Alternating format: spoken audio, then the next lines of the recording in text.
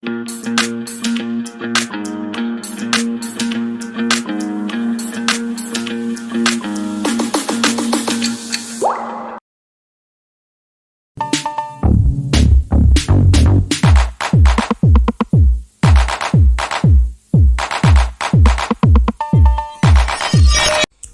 atudde Mmengo wasanya Kaloli Charles Peter Mayiga Ssaalo kuga mulengejja yajja kusanya Buganda kubanga musajja Munyarwanda si musajja Muganda. Mission y'okusanyawo Ssaabasajja ekyaliwo era ngenda kusaba n'obwombefu bw'ekitalo Ssaabasajja Kabaka empologoma ya Buganda mutabani wa Muteesa muzzukulu wa Mwanga wonna w'oli okusinziira ku nteekateeka n'ebyo byonna ebyolekeddwa abasajja n'abakazi benjogeddeko n'abamakubidde amasimu. Bangamba nti empewo za Buganda zikyaliwo okusinziira ku bituuti eby'enjawulo nazo zikkiriziganya n'ebigambo by'enjogera nti at least ogira okuba olusiisira gy'olina okubeera kubanga n'omala n'olinya ekigere mu Buganda omulundi oguddako oyinza obutaddamu kukkirizibwa kufuluma nsi yo era oyinza okukomekkerezebwa nga oluswiddemu akaba kubanga enteekateeka namutayika weeri olwabo abo Abaganda abaagala ekyoja mu miro olw'okuba nti bo bamanyi nti Yoseri bw'abawa akasente kano bo bagenda gaggawala baleke bannaabwe nga baavu ngera weekyali mu ntandikwa Abaganda abaali mu ndagaano y'Olukumi n'abaaliwo mu biseera by'amakoloni nti baalya mu Baganda balya mu Buganda olukwe ne bafuna amataka n'ensimbi n'obukulu ne beerabira Obuganda obwabwe kati gwe bw'ova eri munnaye ng'olinganga abatisse entula ezaakunye ng'olumbalumbuye kubanga takimanyi era temuddamu kuwa bantu bano budde mbogambe kubanga tebamanyi ate amanyi tamanyi abeera muyizi mu muyigirize lwala litegeera nti empewo efuwa omuntu agenze mu lumbe kwe kutambulanga n'ekizibaawo yensonga lwaki ti omuntu bw'agenda okusulyako munne ku lumbe agenda n'ekizibaawo kubanga empewo etuuka ekiseera n'esukka ku muli oguba gukumiddwa ogw'olumbe ogubeezabeezawo abantu kyekitambuza abantu n'ebizibaawo kati gwe bw'obanga oli eyo simanyi sijuyinza simanyi sijuyinza omala biseera nga anyiigira mu nzikiza teri agenda kulaba Charles Peter Mayiga omala biseera nga anyiigira mu nzikiza teri agenda kulaba oli mu luko olusanyawo Ssaabasajja Kabaka gwe Charles Peter Mayiga Kiwalabe Male David Wassajja Sarah Kagere Agnes Nabaloga John Katende n'abasajja abalala bali mu Buganda abeefula nti mumusinga okutegeera mukimanyi bulungi nnyo nti meetings embeeramu n'omusajja Yoseti Bahabura tubasale mutano wakajeze nsi yaleeta muzezedde ensanga bisibe mutula ne Muteesa ku ngeri y'okutta Ssaabasajja engeri nagibawa essembyo gye mwagala okukola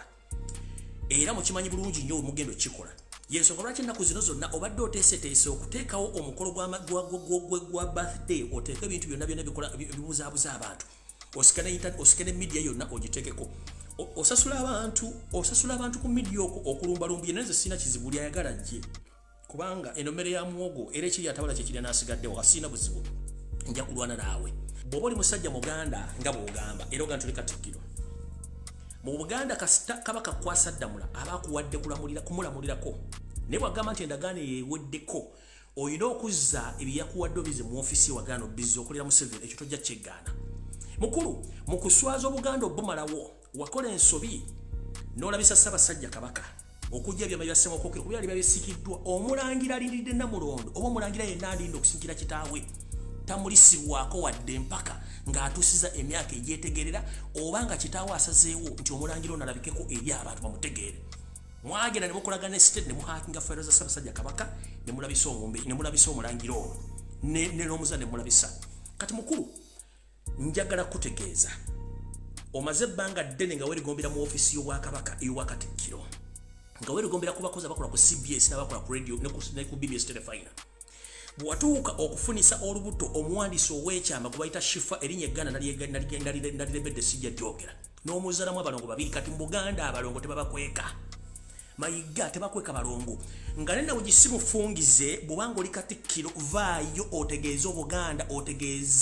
otegeeze mukyala wako officially wabaliga n'ozaala abalongo ngo bazalire mu ofiisi ya Buganda inimagine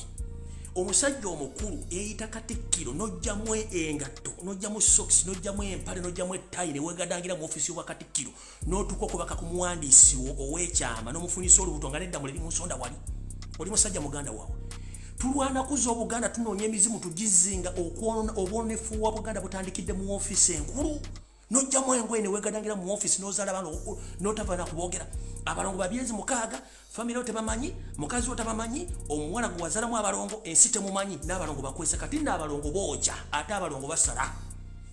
erya Ssaalongo kasitovayo n'ogano dyewa oba ne lugano dyogera mu public nti oli Ssaalongo ebinaddira gwo n'obitegeera ate olina okubamala either mu Kiganda nga basibiddwa ne bazinibwa oba mu ddiini olina options bbiri ate abalongo kasitaka kutale baweza omwaka nga tebannamalizibwa oba kusibibwa oba kuzinibwa n'erinnya lya Ssaalongo n'otalyewa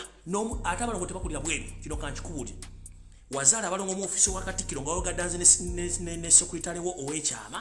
n'omuzalamu abaana babiri obakwekedde emyezi 6 tuyagala nse bamanye ekifaananyi kibalaga lunagana okuta ekifaananyi ekyo for reason nti abaana bano baana bato mu mateeka tekikirizibwa balaga oba kuba postinga ne kanzire mubawo ekifaananyi kino bulungi nnyo mukitegeere bulungi nnyo tuke tugende mu maaso abaana beebo twagala Obuganda nga Ssaalongo gamulengeja Charles Peter Mayiga oveeyo amanye abaana bano babawa amanya abaana bano bazinibwe oba bamalizibwe era n'omukyalo ono afunibwa amakofiisho wabeera ng'amanyikiddwa nti mukyala wo namba 2 eyazaala abalongo bano balina okumalirizibwa nga ne nabugi simufungize